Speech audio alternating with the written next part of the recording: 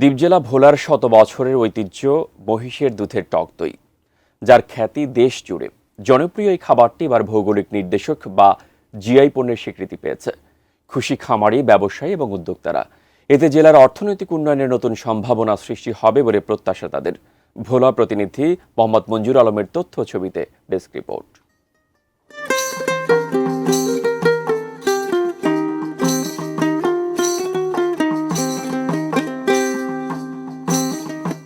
দ্বীপ জেলা ভোলা চরেরও জেলা। ছোট বড় অনেক চর এ জেলায়। এসব চরাঞ্চলে রয়েছে 1 লাখেরও বেশি মহিষ। নির্জন চরে বাথান করে মহিষ লালন পালন করেন বাথানিরা।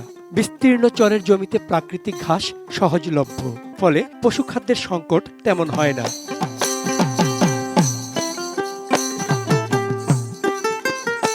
মহিষের দুধ চর থেকে সংগ্রহ করে স্থানীয় বাজারে বিক্রি করেন বাথানি ও গোয়ালারা। খাঁটি দুধ থেকে দোকানিরা প্রস্তুত করেন দই।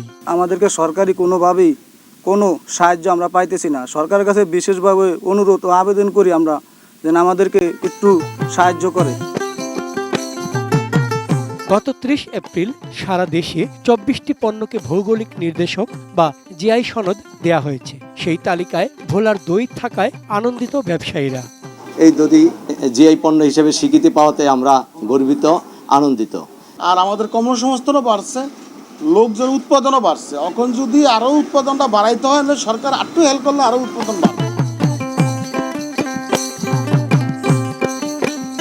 অ্যান্টিব্যাকটেরিয়াল অ্যাডিটিভ যুক্ত সেরা ওয়াটার ট্যাঙ্ক বিশুদ্ধ পানিতে ব্যাকটেরিয়া জন্মাতে দেয় না। উচ্ছ্বসিত জেলাবাসীর আশা, শত বছর ধরে ঐতিহ্য বহন করে আসা মহিষের দুধের দই ভোলার অর্থনৈতিক উন্নয়নে অবদান রাখবে। সৃষ্টি হবে রপ্তানি সম্ভাবনাও। জিআই পণ্য হিসেবে মহিষের কাঁচা দুধের যে দই, সেটা ভোলার জন্য আমরা 55 নম্বর ক্রমিকে স্বীকৃতি পেয়েছি। এটি ভোলা জেলার জন্য একটি বিরল সম্মাননা বয়ে এনেছে। মহিষ চারণ এবং পালনের ক্ষেত্রে এটি আরও বেগবান হবে। যেহেতু জিআই পণ্য হিসেবে স্বীকৃতি পেয়েছে, সেহেতু এটা বিদেশেও রপ্তানি হবে। এতে করে মহিষের কাঁচা দধির ডিমান্ড বাড়বে। নব দিগন্তের একটা সূর্যের একটা সূচনা হয়েছে। ভোলায় প্রতিদিন মহিষের 10 টন দুধ দিয়ে দই তৈরি হয়। চন্দন পাল, ডেস্ক রিপোর্ট, এটিএন নিউজ।